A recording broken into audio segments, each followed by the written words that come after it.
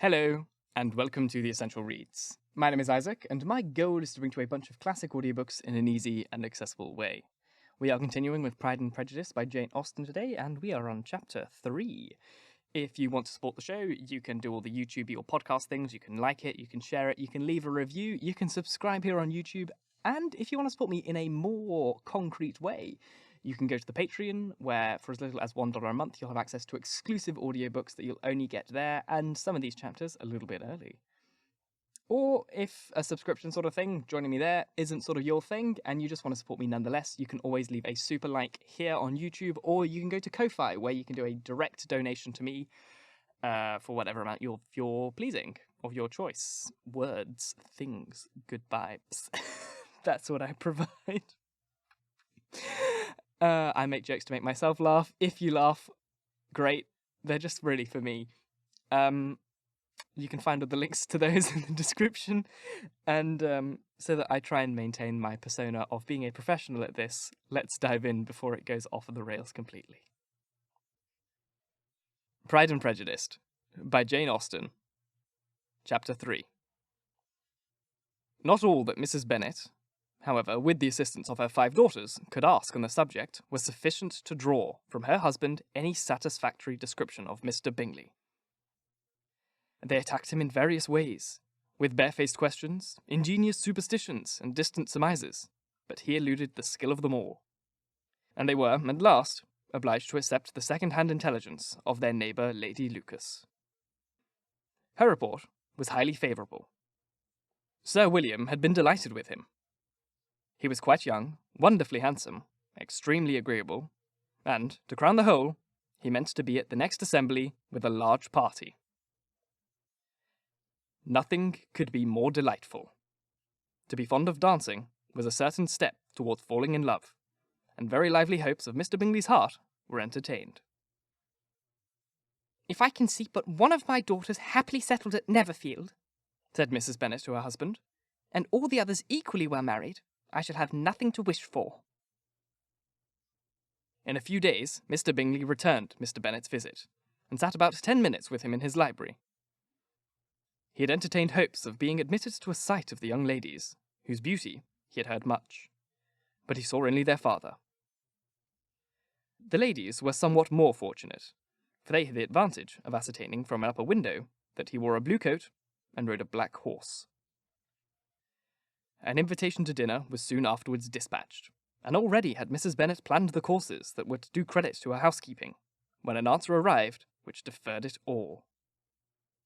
Mr. Bingley was obliged to be in town the following day, and consequently unable to accept the honour of their invitation, etc. Mrs. Bennet was quite disconcerted.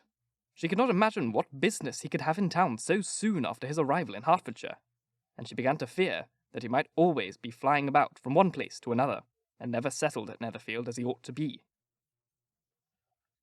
Lady Lucas quieted her fears a little by starting the idea of his being gone to London only to get a large party for the ball. And a report soon followed that Mr. Bingley was to bring 12 ladies and 7 gentlemen with him to the assembly. The girls grieved over such a number of ladies, but were comforted the day before the ball by hearing that instead of 12, he had brought only 6 with him from London. His 5 sisters and a cousin. And when the party entered the assembly room, it consisted only 5 altogether. Mr. Bingley, his 2 sisters, the husband of the eldest, and another young man.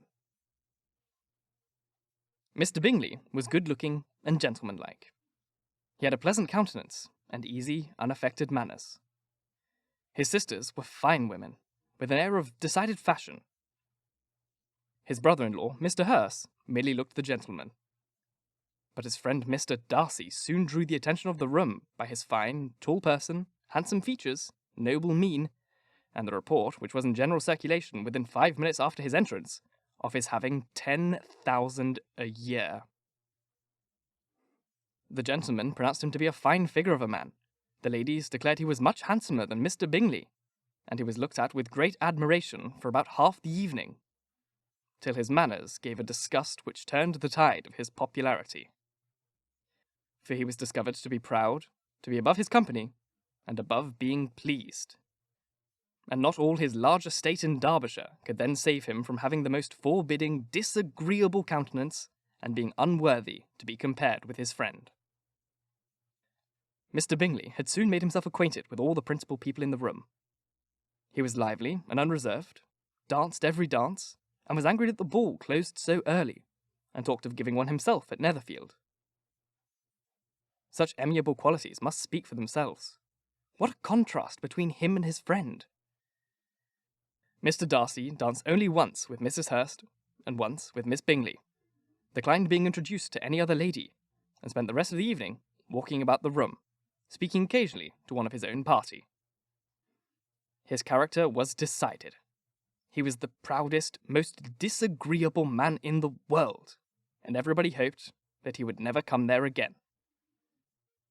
Among the most violent against him was Mrs. Bennet, whose dislike of his general behaviour was sharpened into a particular resentment by his having slighted one of her daughters. Elizabeth Bennet had been obliged, by the scarcity of gentlemen, to sit down for 2 dances, and during part of that time Mr. Darcy had been standing near enough for her to overhear a conversation between him and Mr. Bingley, who came from the dance for a few minutes to press his friend to join it. "Come, Darcy," said he. "I must have you dance. I hate to see you standing about by yourself in this stupid manner. You must better dance." "I certainly shall not. You know how I detest it, unless I am particularly acquainted with my partner. At such an assembly as this it would be insupportable. Your sisters are engaged, and there's not another woman in the room whom it would not be a punishment to me to stand up with." "I would not be so fastidious as you are," cried Bingley, "for a kingdom. Upon my honour, I never met with so many pleasant girls in my life as I have this evening. There are several of them, you see, uncommonly pretty." "You are dancing with the only handsome girl in the room," said Mr. Bingley, looking at the eldest Miss Bennet. "Oh, she is the most beautiful creature I ever beheld. But there is one of her sisters sitting down just behind you, who is very pretty. I dare say very agreeable. Do let me ask my partner to introduce you." "Which do you mean?" And turning round, he looked for a moment at Elizabeth, till catching her eye, he withdrew his own, and coldly said, "She is tolerable, but not handsome enough to tempt me, and I am in no humour at present to give consequence to young ladies who are slighted by other men. You had better return to your partner, and enjoy her smiles, for you are wasting your time with me." Mr. Bingley followed his advice. Mr. Darcy walked off, and Elizabeth remained with no very cordial feeling towards him. She told the story, however, with great spirit among her friends, for she had a lively, playful disposition, which delighted in anything ridiculous. The evening, altogether, passed off pleasantly to the whole family.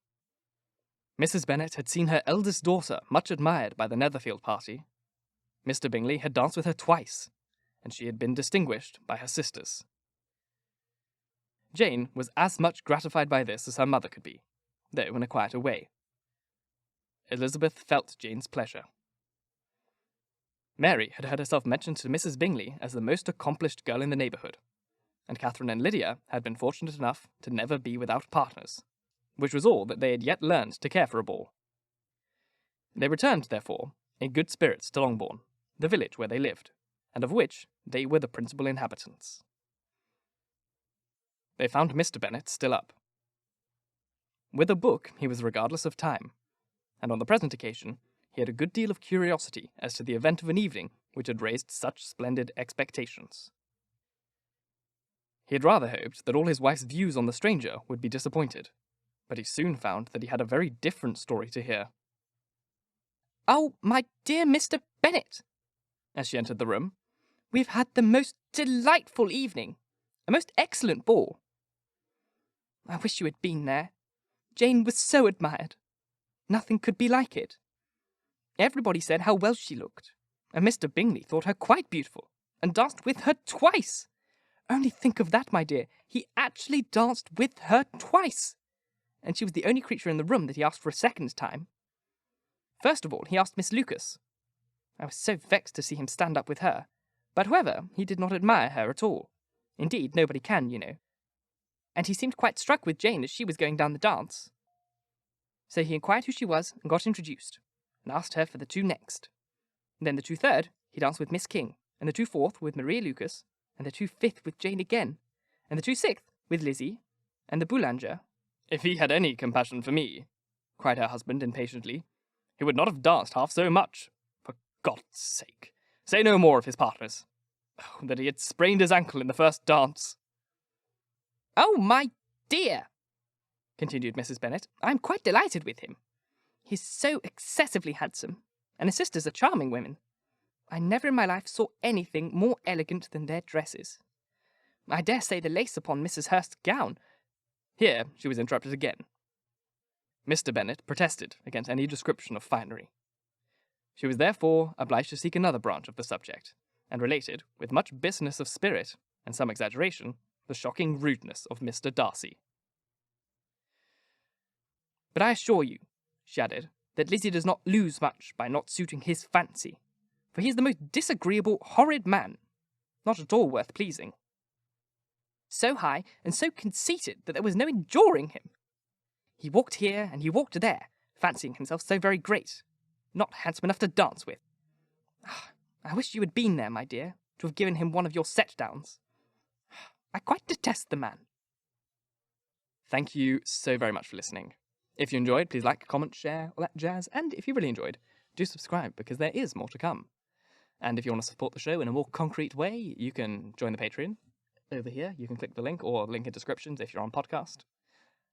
Or you can leave me a super thanks if you really liked it and you just want to support me in a very direct way, but not on a monthly basis. Once again, thank you very much for listening, and until next time, bye-bye.